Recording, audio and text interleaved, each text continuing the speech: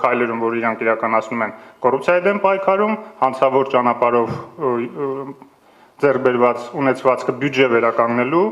նման կարգի հանցագործություններ, որ 3 տեղի ունեցավ գաղտնալսումը, բացահայտելու եւ մեղավորներին պատժելու, բայց դրա համար պետք չի նորից ուրեմն շիկացնել մթնոլորտ, հա։ Այնպես որ ես կարծում եմ, որ ձեր հարցին արդեն վերադառնալով, որ Երևանը պետք է լինի ժպտակցող քաղաք։ Երևանցիները վերջապես պետք է սկսեն ժպտալ, եթե իրենք ձևավորել են իրենց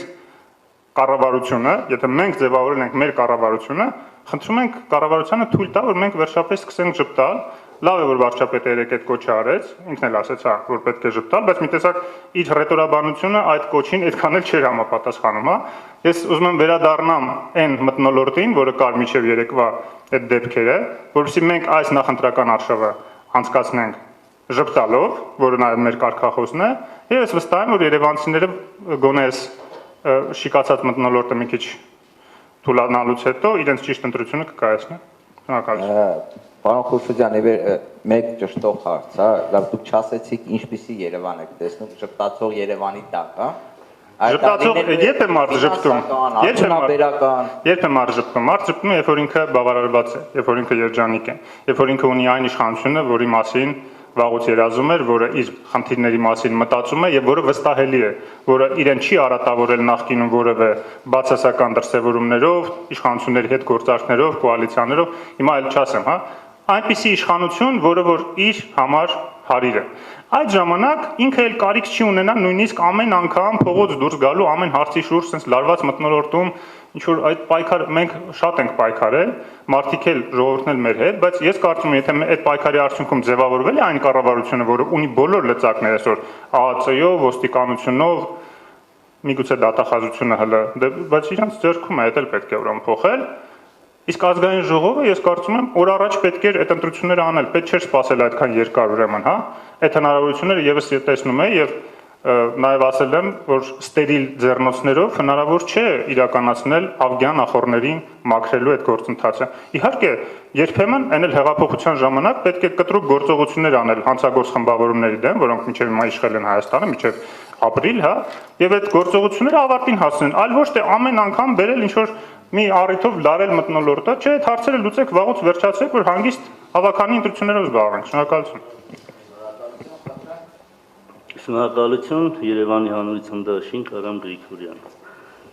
Մենք միշտ ասել ենք, որ եւ պատկերացնում ենք այդպես, որ Երևանի ընտրությունները Հայաստանի քաղաքականության հետ բացարձակ կապ չունի, ամենայն դեպս մենք այդպես ենք կարծում, որովհետեւ այսօր վաղը Երևան քաղաքը գնում է Երևան քաղաքի կառավարման մարմինների ընտրության։ Հիմա անդրադառնամ հարցին։ Առաջին հերթին կուզենանք, որ Երևանը այնպիսի տեսլական, այնպիսի հեռանկար ունենա, որտեղ մարդկանց մոտ Երևանի բնակիչների եւ քաղաքացիների հոգսը քիչ լինի, անհոգ քաղաք։ Որպեսզի անհոգ քաղաք լինի, հարկավոր է որ ստեղծվի դրան համապատասխան միջավայր։ Դրան համապատասխան միջավայրն է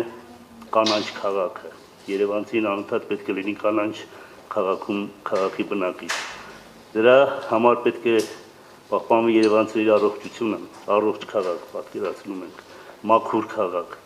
Պատկերացնում ենք Երևան քաղաքում այնպիսի կառավարման մարմիններ, որի ընտրությունները 2 շաբաթ հետո լինելու են, որտեղ քաղաքացիները կարողանան հանգիստ դնել հարցեր եւ ստանան իրենց հարցերի պատասխանները, կարողանան իրենց հոգսերը թեթևացնել։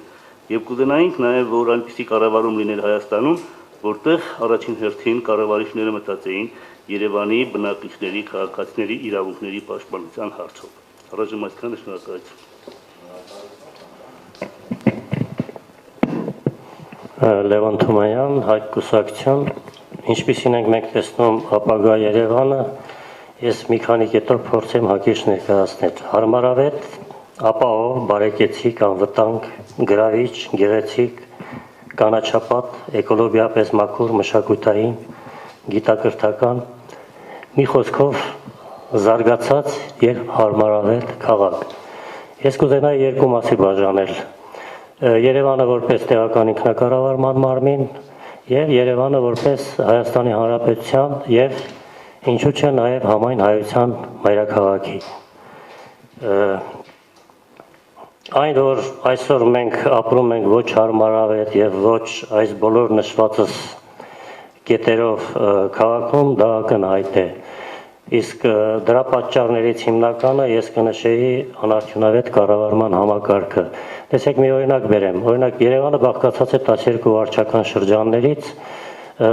ամենափոքր վարչական շրջանը դա Նուբարաշենն է 92,000 բնակությամբ, իսկ ամենամեծը Շենգավիթ վարչական շրջանը, որը բաղկացած է 140,000 բնակիչներից։ Այսինքն այստեղ մենք ունենք խնդիր եւ արդյունավետ կառավարման համար այստեղ կան խնդիրներ, որ պետք է առաջիկայում լուծվեն։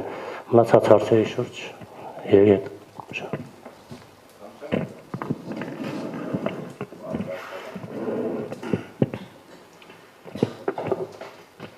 Բարև ձեզ, ժողովրդավարական ուղի կուսակցություն Արթուր Գասպարյան։ Մինչ անդրադառնալը բուն թեմային, ցանկանում եմ հայտարարել, որ մեր կուսակցությունը դատապարտում է վերջին օրերին տեղի ունեցած այդ գաղտնալսումները եւ այլն։ Այս առումով հայտնում է իր լիովին աջակցությունը գործող իշխանություններին, այդ ստոր նենգաբարո նախկին երկվորյակ իշխանությունների գործողությունները բացահայտելու եւ դատապարտելու։ Ինչ վերաբերում է Երևանի ավագանու ընտրություններին, նախ եւ առաջ մեր կուսակցության ծրագրում նախատեսված է առաջին հերթին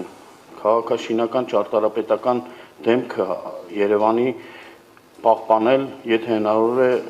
այս վերջին 20 տարվա ընթացքում ապականվածը վերականգնել եւ վերադարձնել։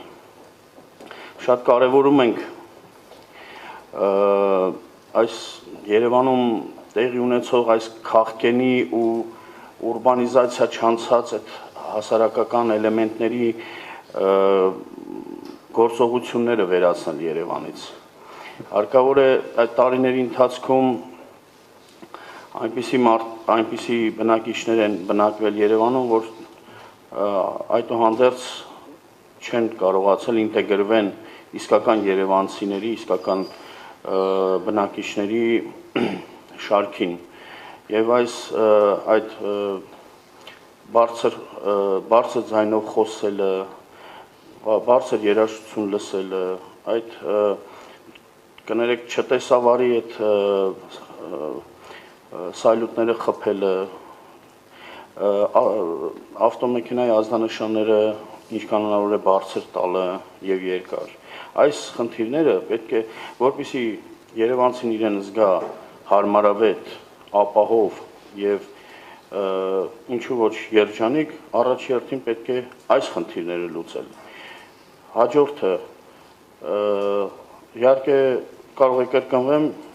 իմ գործընկերների, կոլեգյաների ասածներին, բայց աղբահանություն, կանաչապատում, արդեն քաղաքաշինություն, ճարտարապետություն ասեմ, մանավանդ կենտրոնում։ Եվ վերջում ուզում եմ ավելացնել, որ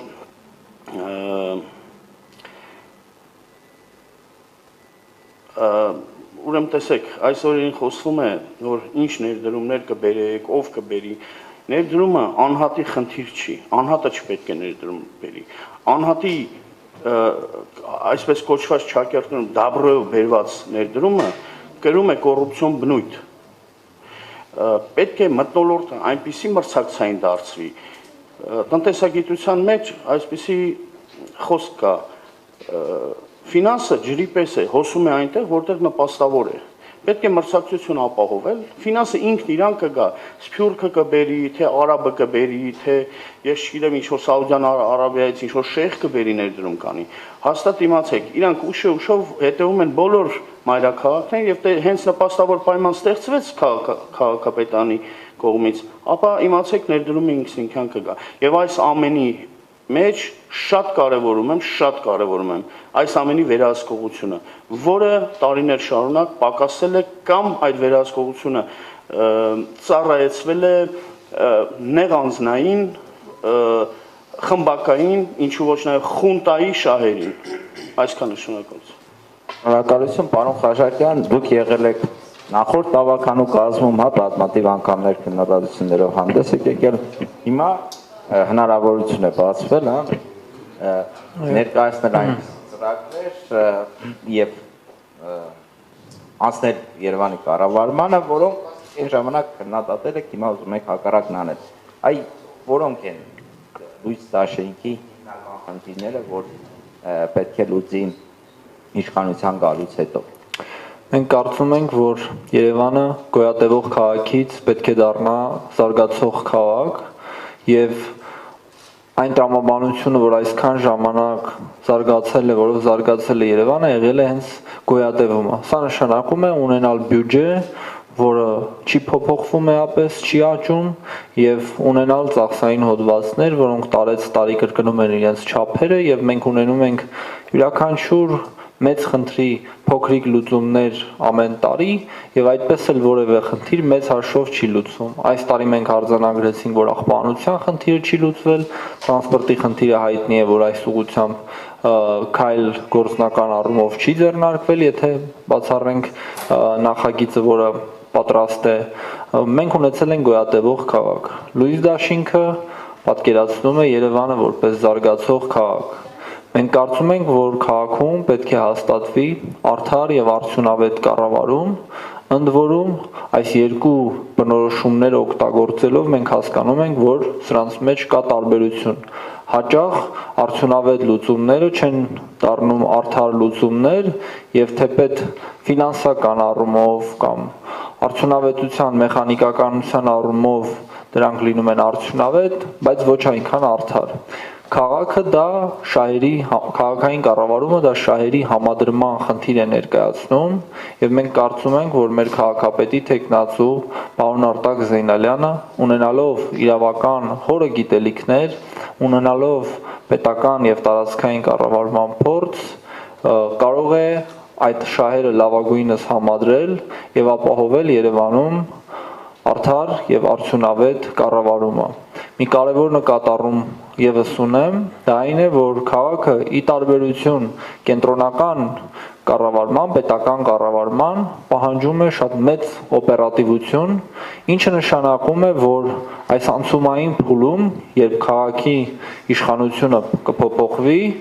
պահանջվելու են շատ արագ լուծումներ ոչ միայն այն խնդիրների նկատմամբ, որոնք տարիներ շարունակ կուտակված են եղել, ինչպիսին օրինակ տրանսպորտը կամ աղբանությունը, այլև մյուս ոլորտներում խնդիր է առաջանալու, որ թե քաղաքապետի տեխնացուն, թե նրա թիմը շատ արագ սկսեն այս ծրագրերն իրականացնել։ Ես կարծում եմ, որ ունենալով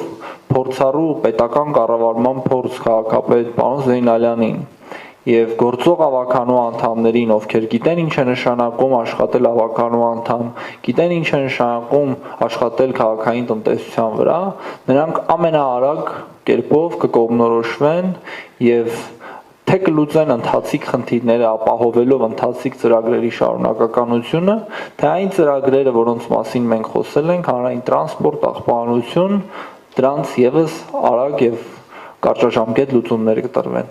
Շնորհակալություն, եթե հարցեր կան, խնդրեմ, եթե չկան հարցեր, շարունակենք քննարկումը։ Չկան համատիրությունների մասին, հա, քաղաքի հետ կապված, եթե քաղաքական արձագանքներ չկա, արդյոք լրացումներ։ Նախ ամբողջությամբ կիսում եմ պարոն Խուշուջյանի խոսքի սկզբում հնչեցած մտահոգությունները, որ պետք է վերանալ քաղաքական հռետորաբանությունից եւ այս նախընտրական շրջանում խոսել Երևան քաղաքի խնդիրների մասին։ Սակայն միաժամանակ բնականաբար բոլորս ուզում ենք կանաչ Երևան, առողջ Երևան, մաքուր Երևան, բայց ինչ սկզբունքներով ենք մենք պատկերացնում։ Նախ պատկերացնում, որ ավականում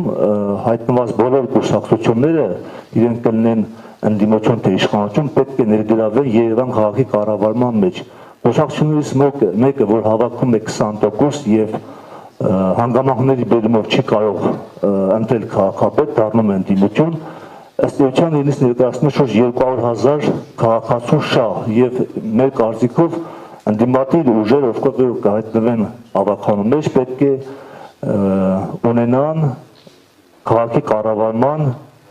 հնարավորություններ, վերահսկողական լծակների տեսքով կլինի, որը բնականաբար պետք է կարելի է կարգավորել օրենսդրական դաշտը բարեփոխելով։ Մի կարևոր սկզբունք ենք որդեգրել, դա սուպեր քաղաքապետի բացառումն է։ Մենք գիտենք, որ հիմա մինչև այսօր Երևանը կառավարվել է սուպեր քաղաքապետի սկզբունքով, վարչական շրջանների ղեկավարները ըստ էության զրկված են եղել լուրջ լիազորություններից եւ հիմնական որոշողը եղել է ոչ թե ավականին, այլ քաղաքապետը։ Այս սկզբունքը, եթե օրենսդրական դաշտը պետք է բարեփոխել, պետք է բարեփոխվի, որ սկզբունքը կիրառվի, որ վարչական շրջանների ղեկավարները նույնպես հնարավորություն ունենան համաչափության սկզբունքով խնդիրները կարգավորել իրենց տարածքներում։ Եվ այս առումով կարևորում ենք Երևան քաղաքի համաչափ զարգացումը նաև։ Մենակ կենտրոնը չպետք է զարգանա կամ Արաբկիր համայնքը։ Շատ կարևոր է Երևանու, Շենգավիթի, Աջափնյակի բոլոր շրջանների կառավարումը, եւ եթե սկզբունքը որդեգրենք զարգացումը, եւ եթե որդեգրենք այդ համաչափ զարգացման սկզբունքը, կարելի է մեխանիզմները օգտագործել։ Ուզում եմ երկրորդել մեր գործընկերներին արդյունավետ եւ թափանցիկ կառավարման վերաբերյալ եւ մեր թիմը Միքայել Մանուկյանի գլխավորությամբ շատ կենտրոնանալու է հանրային խորհուրդների այդ ինստիտուտի կիրառման վրա։ Վարչական շրջանները պետք է ունենան իրենց կից հանրային խորհուրդներ քաղաքացիական հասարակության ներգրավմամբ, որոնք պետք է լրջորեն աշխատեն, որպեսզի վարչական շրջաններում մսկումներ չլինեն, քաղաքապետարանում մսկումներ չլինեն եւ հնարավորինս արդյունավետ կառավարվի։ Մենք գիտենք, որ շատ գերատեսչություններում, օրինակ ես տեղյակ եմ մի քանի նախարարությունների հանրային խորհուրդներ առնչվել եմ, հանրային խորհուրդները կարողացել են շատ անարդյունավետ ծախսեր կանխել եւ դրդել տվյալ գերատեսչությանը ավելի գործնական եւ արդյունավետ աշխատանք իրականացնել։ Ինչ վերաբերում է համատեղություններին, ես ներողություն եմ խնդրում մյուսների համբերությունը չարաշահելու համար, համատեղությունները պետք է կայանան։ Ցավոք սրտի մինչև այսօր մենք երեք հանդիպան էինք Աջափնյակ համայնքում, համատեղության նախագահներից մեկը մոտեցավ մեզ, Միքայել Մանուկյանի, բողոքեց, որ համատեղությունները ըստ էության միայն քաղաքական խնդիր են լուծել, ակտիվ են եղել ընդդիմությունների ժամանակ։ Սա պետք է բացառել։ Համադրությունները կոչված են շենքերը կառավարելու համար եւ այս առումով պետք է հասնել նրան, որ յուրաքանչյուր քաղաքացի ինքը մասնակից դառնա համադրության կազմավորմանը, քաղաքացին, ընտանիքը, շենքը, եւ եթե իրենք մասնակցեն, բնականաբար իրենց մասնակցության դեպքում համադրությունը ավելի սկզբունքորեն կմոտենա շենքի բնակիչների առօրյական խնդիրների կարգավորմանը։ Շնորհակալություն։ Շնորհակալություն, այո, համատեղության մասով ենք, հա, հիմա խոսում։ Խնդրեմ։ Շնորհակալություն։ Նախ փորձեմ փոքր հակադարձել գործընկերներին քաղաքական հռետորաբանության առումով, այո, մենք ունենք քաղաքական հռետորաբանություն, որովհետև Երևանի ընտրությունները դրանք քաղաքական ընտրություններ են եւ Երևանցին ընտրում է քաղաքական ուժի։ Ինչ վերաբերվում է միակուսակցականացման վտանգին, նման վտանգ չի կարող լինել, որովհետև Իմ քայլը դաշինքի ավականու անդամի տեխնացուների ցանկը եթե նայեք, ապա կտեսնեք, որ այնտեղ ներառված են գրեթե տարբեր խավերից, տարբեր բնակավարներից մարդիկ, ոչ կուսակցականներ, որոնք տարբեր վերջին շրջանում տարբեր քաղաքացիական պայքարի թողբով անցած նվիրյալ քաղաքացիներ են եւ ունեն քաղաքական կամք իրենց սեփական անձը ստորադասելով հանրային շահին ծառայել մոտակա մի քանի տարին, որը եւ ինչպես ասվեց, որ փորձով կկարողանան քաղաքը ղեկավարել, ես էլ կասեմ, որ քաղաքական կամքով նվիրվածությամբ կլրացնենք այն պակաս փորձը, որը որ ունենք, քանի որ մենք կարողանում ենք իրացնել ժողովրդի վստահությունը եւ չենք մսխում այն վստահությունը, որը որ տալիս է ժողովուրդը հրապարակում։ Շնորհակալություն։ Համատեղություններին էլ անդրադառնանք։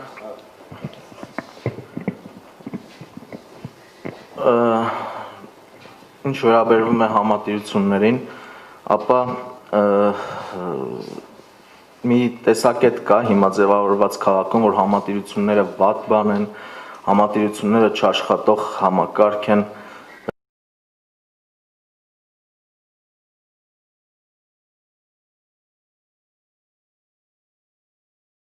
ընկերություններ են, որոնք պետք է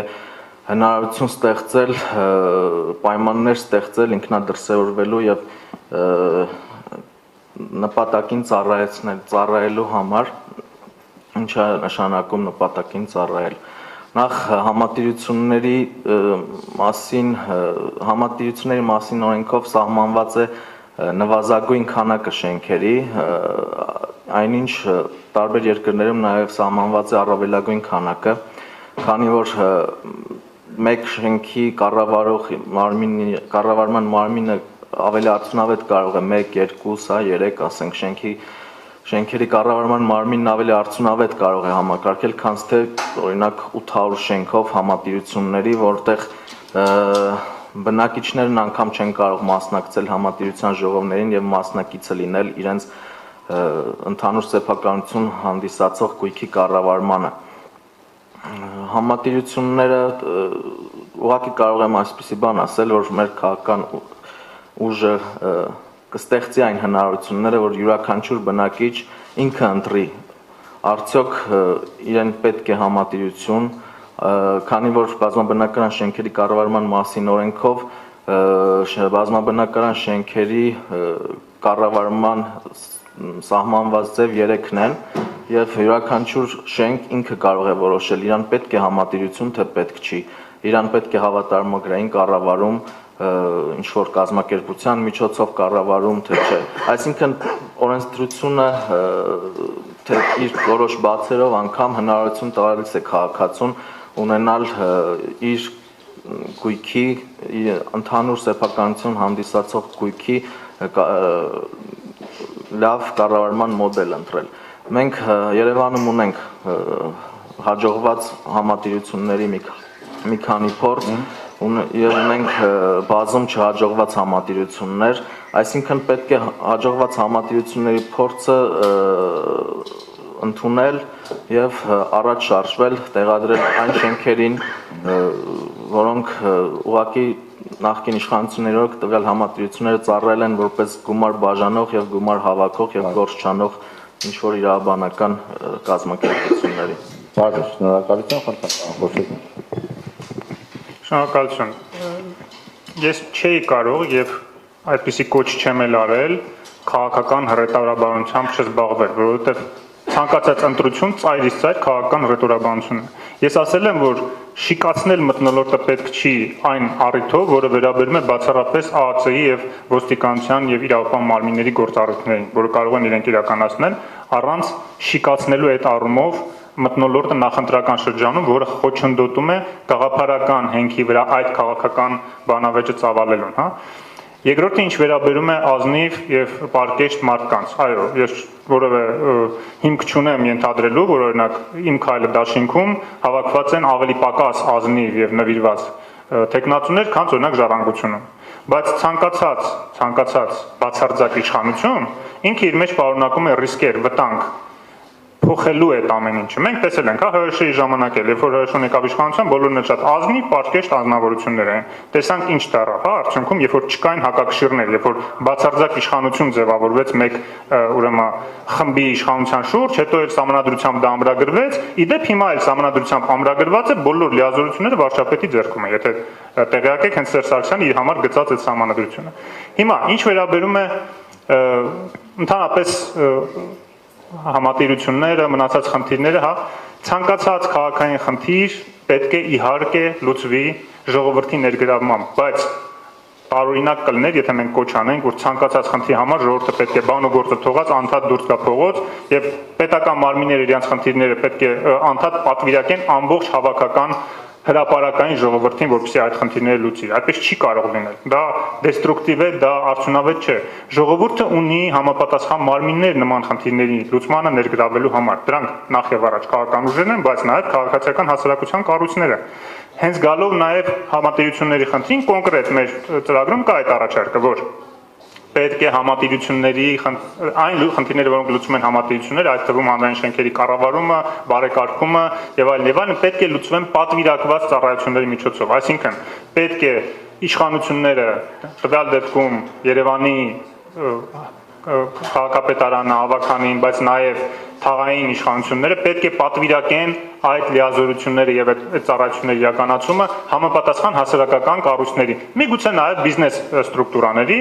եւ ամեն դեպքում այդ ամբողջ վերահսկողական գործառույթները պետք է նաև իրականացնեն քաղաքասարակության ներկայացուցիչները։ Դա եւ կզարգացնի նման մեծ պատվեր տալով քաղաքասարակությանը կզարգացնի քաղաքասարակության ինստիտուտները, որը մեր մոտ շատ թեր զարգացած են, երբ որ մենք համեմատում ենք արևմուտքի հետ, չնայած համեմատած հետ խորհրդային մյուս երկրները միգուցե շատ լավ վիճակում են, բայց մեկ է դա խիստ անբավարար է, եւ մյուս կողմից կվերացնի այն հայտարարակ ուրեմն ստրուկտուրաները, որը այսօր կոչվում են համատիրություններ, եւ որը ուղղակի միտված են քաղաքացու գրպանից այդ գումարները շորթելու, հավաքելու ինչ որտեղ, հետո նախկինում նաեւ հատկատներ են տալիս վերև, այդ համակարգը պետք է վերացվի միանշանակ։ Շնորհակալություն։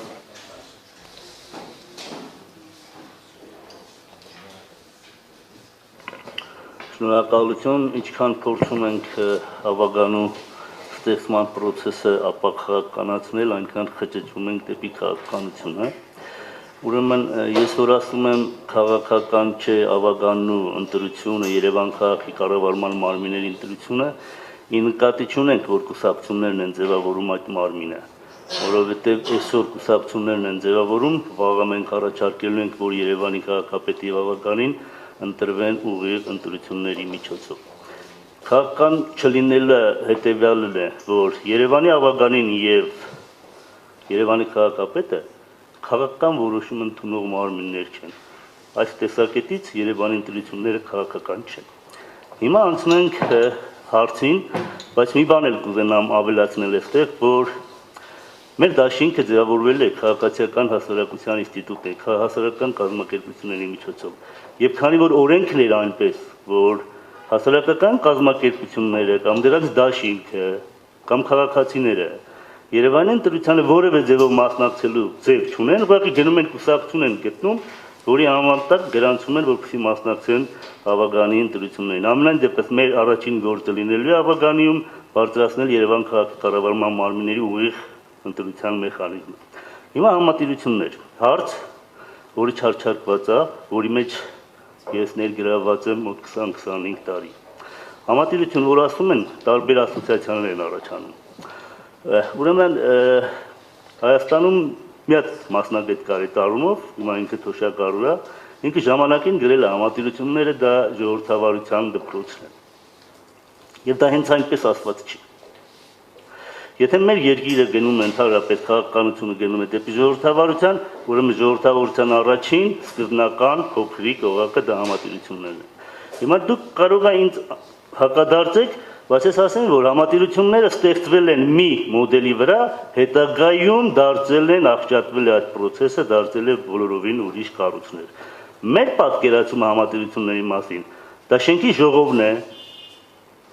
դա շենքի սեփականատերերի իրենց խնդիրները համատեղ լուծելու իրավունքն է, դա շենքի սեփականատերերի իրենց սեփականությունը պահելու վրա որոշումներ ընդունելու իրավունքն է։ Մի հատ գաղտնիք ասեմ, հավատացեք, որ այդպես է։ Այսօր Երևանի ավագանիում լավ կաշխատել մարդիկ, որոնք գոնե շփվել են համատիրությունների մեջ, գոնե աշխատել են համատիրությունում, գոնե պատկերացնում են այդ խնդիրները։ Որովհետև համայնքի առաջ ծառացած խնդիրների մեծ մասը, հիմնական մասը, առաջին հերթին տարվում են դեպի համատիրություններ։ Անկախ նրանից այդ լիազորությունները համատիրություններում կան թե չկան։ Եվ եթե այնտեղ չկան լիազորություններ, բնականաբար չի իրականացվելու այդպիսի որոշումներ, ապա ասում են, որ այդ մարմինները ինչի են պետք, որովհետև այդ լիազորությունները չիրականացրեցին։ Թող ավագանիում հավաքվեն մարդիկ, որոնք համատիրություններում գոնե աշխատել են։ Մենք դրա փորձը ունենք։ Մենք ինչ ենք առաջարկում մեր ծրագրում։ Այստեղ իհարկե կա խնդիր, ես կասեմ հիմնախնդիր կա, այնպես հարց չի։ Պետք է կառավարման մոդել ընդունել այնպես, ինչպես տեսականում կա, ասեմ, որ այս մոդելը արտասահմանից ներմուծված է Հայաստան եւ այնտեղ բավական հաջող աշխատում է,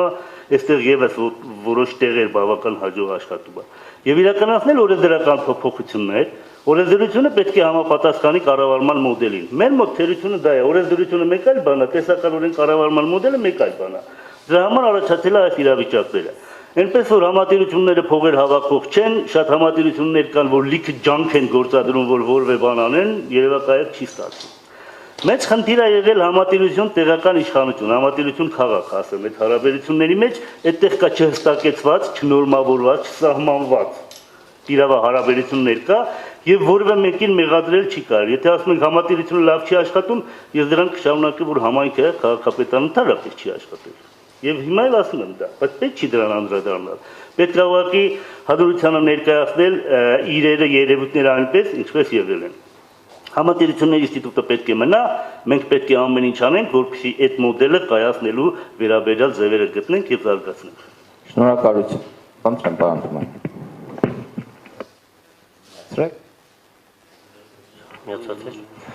Մենք նորից գալիս հանգում ենք անարդյունավետ կառավարման համակարգին։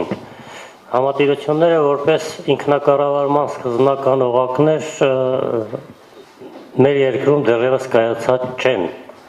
Դժգոհ են բոլորը, եւ բնակիչները, եւ համատիրության աշխատակիցները, եւ տեղական ինքնակառավարման եւ պետական կառավարման մարմինները։ Այստեղ երևի թե բոլորի մեղավորություններ որոշակի կա։ Բնակիչները ավելի շատ դժգոհում են մարդիկ, ովքեր չեն վճարում, իրենց պարտականությունները չեն կատարում, բայց դնում են մեծ պահանջներ։ Այստեղ իմ կարծիքով ավելի շատ կանոնակարգման մենք խնդիր ունենք եւ այս ինստիտուտները պետք է նախ եւ առաջ այնպես անել, որպեսզի կայանան։ Քաղաքացիական հասարակության դերը այստեղ բավականին բարձր պետք է լինի, որովհետեւ նկատելի է, որ մեր ազգաբնակության շրջանում կա մեծ անտարբերություն։ Ընտրություններ չեն կատարվում, համատիրությունները եւ այդ կապը նորմալ չի ապահովում տեղական ինքնակառավարման մարմինների հետ։ Նորից եմ կրկնում, այստեղ արկա օրենքի փոփոխության կանոնակարգելու եւ նորմալ ընտրություններ, համատիրությունների նախագահների եւ ավականու ընտրություններ կազմակերպելու հետ կապված։ Շնորհակալություն, խնդրեմ, պարոն Գասպարյան։ Շատ դեպքերում համատիրությունները ասոցացում են մեր մոտ որպես կաշառք բաժանող, ընտրակաշառք բաժանող մարմիններ։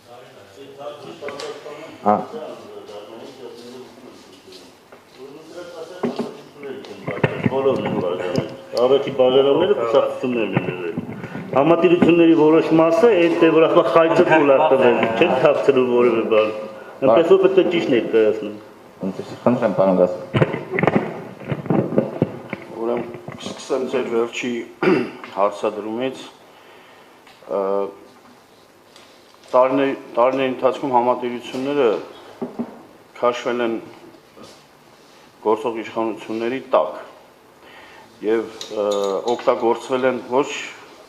թե ժողովրդի հոգսը լուծելու, այլ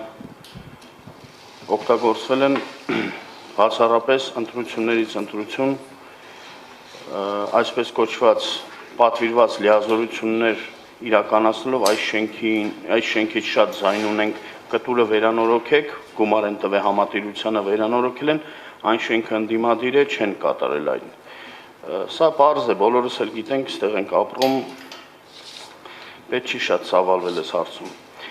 Հիմա ինչ վերաբերում է ուրեմն իմ գոլեգաներից մեկը հնչեցրեց, որ համատիրությունների մասին օրենքում սահմանափակում կա, որ նվազագույն շենքերի քանակ։ Ես ես հավաստիացնում եմ, օրենքում այդպես բան չկա ու այսօր օրինակներ կան, որ մեկ շենքը մեկ համատիրություն է, որը շատ անարդյունավետ է աշխատում։ Այդ ես եմ սկզբունքը հայի մեջ նստած է, հարկավոր է դա վերացնել եւ սարքել մենք սկզբունքը։ Եվ հետեւաբար մենք առաջարկում ենք բոլորովին այլ տարբերակ։ Առաջարկում ենք ամբողջ քաղաքում լինի մեկ համատիրություն, ամեն վարչական շրջանում լինի ներկայացություններ, մեկ համատիրության մեջ կմտնեն մոտավորապես 4720 շենք, բազմաբնակարան շենք կա, ամբողջը կմտնի դրա մեջ, դա կլինի քաղաքապետարանին կից, որի պատասխանատվությունը կստանձնի քաղաքային իշխանությունները իդեմս քաղաքապետի, որ չլինի այնպես, հենց իրանի նպաստավոր հարց չի, ձեռները լվում քաշվում այնան, հղում կատարում համատիրության վրա, ասում է դա իրանց գործն է։ Ոչ, ինքը պետք է, եթե ընտրվել է այս ժողովրդի կողմից, չպետք է կուսակցական խաղեր տա, այլ պետք է կոնկրետ հենց համատիրության միջոցով պատասխան տա ազգաբնակչության առջև։ Տեսեք ինչ է ստացվում, համատիրությունների մասին օրենքը բերեցին, ներմուծեցին Հայաստան,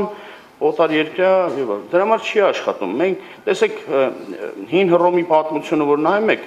Նույնիսկ ռոմեացիք երբ որ ճանապարհ են սարքել, նայել են մարդիկ արահետով ոնց են գնացել, այդ արահետով այս ճանապարհը գցել են գնացել է։ Իսկ մեր մոտ տենց չի։ Բերում են արահետը, ջնջում են, նոր ճանապարհ են սարքում, բայց հեչ հարմարավետ չի։ Մարդուն հարմար չի տենց գնալ գալը։ Դու հա ճանապարհ սարքի, փող ծախսի վրան։ Նույնն էլ օրենքների մասով է։ Համատիրության մասին ընդհանրապես մեր մենտալիտետին չի համընկնում։ Ինչ է ստացվում։ Մանավանդ սոցիալապես ծանր վիճակում, երբ որ անվճարունակ է քաղաքացին։ Քաղաքացին չի վճարում, իրականում փող չունի, որ չի վճարում, հղում է կատարում, որ համատիրությունը գործ չի անում։ Համատիրությունը գործ չի անում, ասում է դե պետք է վճարի, որ անեմ, իր փողով պետք է այդ գործը անեմ։ Ու փակ շղթա է ստացվում։ Մեկը ասում է փող չի վճարում, չեմ անում, մյուսը ասում է բանը չի անում, դրա համար չեմ վճարում։ Այդ փողը որտեղից պետք է վերցնի, որ անի, ուրիշ շենքից վերցնի քո գործ անի։ Ոչ։ Օրենքում մի հատ շատ կարևոր կետ կա։ Եթե սպառնալիք է, ինչ որ գործ պետք է արվի շենքի համար, որը սպառնալիք է ազգաբնակչության համար կամ տվյալ շենքի բնակիչների համար, ապա համայնքային իշխանությունները առաջնահերթ պետք է գումար հատկացնեն, այդ գործ անեն, հետո դնեն, վերլուծեն, թե ով այդ փողը պետք է փակի եւ այլն։ Իսկ այսօր ինչ է ստացվում։ Վերևից քար անգնում, ձուն անգնում, սառույց անգնում, համատիրությունն է մեղավոր։ Ոչ, դու պատասխանատու ես օրենքով, օրենքում այսօր էլ օրենքում կա, որ համայնքի ղեկավարը պատասխանատու է դրա համար եւ պետք է այդ գումարը ինքը տրամադրի։ Գրեթե այսքանը, սակայն կուզենայի մի բան եւս ավելացնել։ Այսօր համատիրությունները մի տեսակ ցայտնոտի մեջ են։ Իրանք հասպասում են, որ իրանք պետք է ասեն ում համար, ինչ անեն, ոնց անեն, բայց դա չկա եւ չի լինելու եւ համոզված եմ, որ համատիրությունները այլևս ներգրավված չեն լինելու քաղաքական process-ների, մանավանդ ընտրությունների եւ ընտրակաշառքների հետ։ Շնորհակալություն, պարոն Խաչատյան, ձեր հավաքանի եղած ժամանակահատվածում ինչպես էին աշխատում հավաքանները եւ ինչ փոխհարաբերություններ էին տեղական ինքնակառավարման մարմնի հետ։ Թիվ 1 խնդիրը, որ համատիրությունների վերաբերյալ պետք է առանձնացնեմ, դա անվստահությունն է նրանց կատարած աշխատանքի նկատմամբ, որի առաջին պատճառը այն է, որ համատիրությունները իսկապես արդյունավետ չեն գործել եւ բյուջեի մեծ մասը համատիրությունների գնացել է վարչական մասի պահպանմանը, այսինքն համատիրությունների աշխատակիցների աշխատավարձերին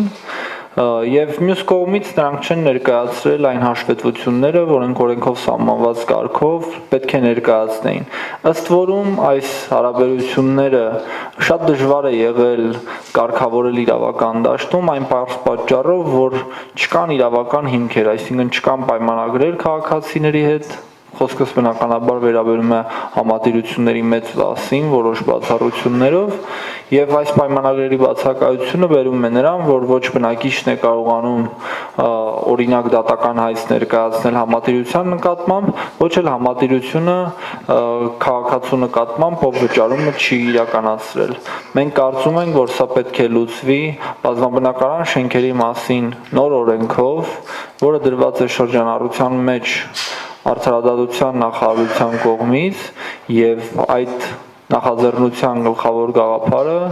դա այսպես կոչված համատիրությունների ռեստարտն է։ Սա նշանակում է, որ գործող համատիրությունները պետք է լուծարվեն եւ ձևավորվեն նոր համատիրություններ, որոնք կկնքեն պայմանագրեր բնակիչների հետ կամ շենքի կառավարման խորհրդի հետ եւ այդ պայմանագիրը հիմք կլինի երկուստեք, թե պատշաճ կերպով վճարումներ իրականացնելու համար, թե այդ վճարումների դիմաց բարեխիղճ աշխատանք կատարելու եւ դրա հետ կապված հաշվետվություններ ներկայացնելու։ Կարծում եմ, որ այս օրենքը էապես այդ դաշտը կկարգավորի, իհարկե կան բազմաթիվ բացեր, որոնք ընթացս պետք է լրացվեն եւ այստեղ համայնքը ունենալու է շատ կարեւոր դեր, բայց այն, որ այդ ռեստարտը պետք է տեղի ունենա, ես դրանում չեմ կասկածում։ Շնորհակալություն հարգելի տեխնացուներ, եթե մենք ամփոփենք, եթե ավելացնելու բան կա, խնդրեմ, Շնորհակալություն, ինչ վերաբերում է նոր օրենքին, այդ օրենքը գրվել է նախկին իշխանությունների կողմից եւ կոպիտ ասած իրանց հակով հարմարեցված եւ համատիրությունների վերացնելը լուրջ խնդիր է լինելու, որովհետեւ բնակչին զրկելու ենք մասնակիցը լինել իր սեփական գույքի կառավարմանը։ Նման բան անթույլատրելի է, սեփականության իրանքով յուրաքանչյուրն ինքը պետք է տիրապետի իր գույքը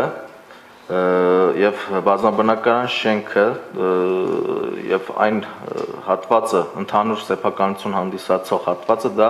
հենց բնակիչների սեփականությունն է եւ իրանք են որոշողը, թե իրենց սեփականությունը ոնց կտնօրինեն։ Օրենքը այսօրվա բազմաբնակարան շենքերի կառավարման մասին ունի թերություններ, բայց օրենքը հստակ ցույց է տալիս եղանակներ, որպեսզի բնակիչը մասնակից լինի, կուզի կընտրի կազմակերպություն, հնարավորությունը ընձեռված է։ Մեր խնդիրն է ստեղծել պայմաններ, որպեսզի յուրաքանչյուր բնակիչ ինքը ընտրի այն տարբերակը, որով ուզում է կառավարել իր սեփական գույքը։ Եթե թույլ տաք արձագանքեմ, հա, սրա հետ կապված, ես ներողություն եմ խնդրում, քանի որ անմիջականորեն իմ խոսքին էր վերաբերում։ Գիտեմ, դուք էլ ես ձեզ էլ կարձագանքեմ։ Պետք է ասեմ, որ այս օրենքը մշակվում է դեռևս նախկին իշխանությունների կողմից եւ նախկին իշխանությունները շատ դժվար կլիներ պատկերացնեին համատիրությունների լուծարում։ Նախկին նախագծում այդպիսի բան չի եղել, հարգելի Տրդատ, եւ ասեմ ավելին, ամբողջությամբ նախկին իշխանությունները փորձում էին ձևախեղել գաղափարը վարչական շրջանի ղեկավարի կողմից նշանակելով համատիրության նախագահին։ Սա էր հին օրենքի այն ինչ որ ցանկանում էին բերել տրամաբանությունը եւ նոր կառավարությունը, հեղափոխական կառավարությունը բերեց նոր նախագիծ, որտեղ այդ գաղափարը չկա, որտեղ համատիրությունների գաղափարը տրվում է իրական տեղական ինքնակառավարման հիմքերի վրա, ուստի ձեր մտահոգությունը կարելի է ասել փարատված է, նախկին իշխանությունների նախագիծը գաղափարը կյանքի չի կոչվել։ Հա, էլի ուղղակի հետաքրքիր փաստը այն էր, որ հեղափոխական կառավարությունից եւ հեղափոխական մտքերից իմ քայլը դաշինքը չէր ասում, այլ ասում էր Լուիս դաշինքը։ Մենք տեղյակ ենք, դրա համար էլ մենք մեր մոտեցումները եւ դիրքորոշումները ձևավորելով նոր քաղաքային իշխանություն հանդես կգանք այլ առաջարկներով։ Շնորհակալություն, խնդրեմ, պարոն Գրիգորյան։ Ընդհանրապես կյանքում միշտ տենց է լինում, ով որ խնդրի մեջ շատ ներգրավված է լինում, կարծես թե պատկերացումները մեծ է լինում, ինքը փորձում ավելի քիչ խոսալ եւ ներկայանալ։ Իրոք այդ օրենքը, որ ասում են հիմա համատիրությունն են լուծարել եւ այլն, իրավական հիմքերը երկու հատ ասեն, ոչ մեկ համատիրություն չի ստեղծել, որ հիմա էլ լուծարի։ Համատիրությունը ստեղծում է բնակիչը, ինքնուրույն կարող է լուծարել։ Ոնց որ ոչ քաղաքապետարանը, ոչ իշխանությունները թող այդ հարցին նման տերմինոլոգիայով թող մոռանան, այդպես բան հնարավոր չի։ Սեփական գույքը կառավարել կարող է միայն սեփականատերը, սա սկզբունք է։ Եվ ցանկացած մեկը, վարչապետ, նախագահ, վաղվա քաղաքապետ չի կարող դրա դեմ որևէ բան ասել։ Այնպես որ սա թողնենք։ Այդ օրենքը, որ ասում են համատիրությունները լուծարել եւ իրականում հին իշխանությունների, նախկին իշխանությունների կողմից էր նախապատրաստված, ես մեջն եմ եղել ավելին ասեմ ձեզ, հետագայում համատիրությունների կարծիքը հաշվի չառան բոլորովին եւ ստացվեց այն, ինչ որ ստացվեց, ինչը որ ներկայացվեց։ Բայց ես ունում դրան չանդրադառնալ։ Հիմա խնդիր կա այդ բնակավարում, իրականում կա խնդիր, բայց այդ խնդիրը լուծելու համար պետք չի, որ ասում են աչքերը սարքելու տեղը ունքնել, քանդել եւ այլն։ Ոչ թե համատիրությունները պետք է լուծարել, այլ համատիրությունների օրենքը պետք է զարգացնել։ Այնտեղ կա երկու օրենք այդ կարգավորման դաշտում, համատիրությունների մասին օրենք եւ բազաբնակարան շենքի կառավարման մասին օրենք։ Այն մյուս օրենքը պետք է հանել։ Ու այն կառավարման համակարգը, որ այդ օրենքում նախատեսված է, բերել էստեղ, ձևը կա, մենք մեկ ամիս ու կես առաջ ենք ուղարկել վարչապետին օրենքի նախագիծ։ Ես չգիտեմ ընդ ինչ են քննարկում, ինչ չեն քննարկում, իջումնա խնդիրը։ Ուրեմն այս վերջի քաղաքապետարանի ներկայացրած օրենքի նախագիծը, որ իրանք ներկայացնելու ընդհանրապես իրավունք չունեն։ Մենք հիմա խոսում ենք քաղաքի կառավարման մասին, խոսում ենք կառավարման մարմինների լիազորությունների մասին, բայց մարդիկ լիազորությունները անցնում են։ Այդ օրենքը կասեցված է, մենք հանդիպել ենք արդարադատության նախարարին, հանդիպել ենք վարչապետին, վարչապետի խորհրդականի միջոցով, մարդիկ հասկացել են, ասել են, որ այդ օրենքը թողնում ենք մի կողմ, որ հետագայում պետք է այս բնակավարը կարգավորվի։ Նորից եմ ասում, պետք է մոդելը ընտրվի, մոդելի միջայլույթ բավական հետաքրքիր եւ լավ մոդել է համատիրությունը։ Դա շենքի ասում եմ, մեկ շենքի կառավարման մարմինն է։ Մոդելը ընտրվի եւ այսօրվա երկու օրենսդրական դա անգամ մի հատ օրենքում էլ է դրա մասին արձածված։ Դրանք բոլորը պետք է կենտրոնացնել մի օրենքի մեջ, որի անունը պետք է լինի համատիրությունների մասին օրենք։ Մենք չենք կարող կտրվել իրականությունից եւ պատկերացնել, որ ապրում ենք մի արդեն զարգացած եվրոպական երկրում, որտեղ քաղաքացիների քաղաքացիական գիտակցությունը այնքան բարձր է, որ նրանք հավաքվում են, ժողով են անում եւ որոշում են մի կառավարման մարմին ստեղծել։ Բոլորս էլ լավ գիտենք, որ այդպես չի եղել, երբ որ այդ համատիրությունները ձևավորվել են։ Դա ծայրից ծայր կեղծիք էր, ուղղակի սարքեցին դա ու սկսեցին քաշել այդ գումարները եւ անհարկի ինչ որ ծախսեր անել, վարչական ծախսեր, նաեւ վերև ուղարկած ինչ որ խնայումներ եւ այլն, դրա համար մենք ասում ենք, որ նախ եկեք սկսենք գոնե այն հատվածից բնակության, որը քաղաքացիական գիտակցության որոշակի շեմ ունի, բարձր քան մնացած քաղաքացիները եւ որոնք բնականաբար արդեն այս կամ այն կերպ կազմակերպված են քաղաքացիական հասարակության ինստիտուտներում եւ նրանց պատվիրակենք նման կարգի կառավարումը շենքերի, նրանք եթե շենքում կան 2, 3, 4 հոգի, որոնք որ ակտիվ են քաղաքականապես եւ քաղաքացիական առումով, նրանք ձևավորեն այդ հասարակական կազմակերպությունը, որովհետեւ խնդիր չկա, որ նա նաեւ ուրեմն կառավարի պատվիրակված արդեն որպես, որովհետեւ այդ բնակիչների ժողով անելը բավականին բարդ բան է, հավաստիացնում ձեզ։ Միանգամից դա չի լինի։ Այնպես որ ես կարծում եմ, որ այս փուլում լավագույն տարբերակը կլինի, որ քաղաք հասարակության ներգրավմանք մենք փորձարկենք այդ հնարավորությունը եւ եթե տեսնում ենք, որ ստացվում է, կամաց հետագայում միգուցե ավելի լայն ժողովրդի նկատի ունեմ շենքի մյուս բնակիչների ներգրավմամբ, ընտրություններով եւ մնացած այդ ուղիղ ժողովրդավարության մյուս գործիքների օգտագործմամբ, որին մենք բնականաբար կողմնակից ենք, այդ խնդիրը ավելի բարձր մակարդակի լուծում կստանա։ Շնորհակալություն։ Շնորհակալություն, եթե ինչ-որ մեկ ցանկանում է արձագանքել, մենք խնդրեմ եւ ավարտենք, հա, եթե այլ ցանկացողներ չկան։ Ուրեմն երբ որ համատիրությունները ստեղծվեցին, հարկ է նշել եւ հիշեցնել իմ գոլեգաներին, թե ինչպես ստեղծվեց համատիրությունները։ Սկզբից օրենք ընդունեցին եւ սպասում էին, որ այս հասարակությունը վազելու է, ձևավորելու է, քննարկելու է եւ այլն։ Տեսան չի ստացվում, եկան վարչական շրջան այն ժամանակ թաղապետարանների կողմից բահով լցեցին շենքերը այս համատիրության մեջ, այն համատիրության։ Այսօր համատիրության ղեկավարը նույնիսկ եթե ուզում է դատի տալ, ասենք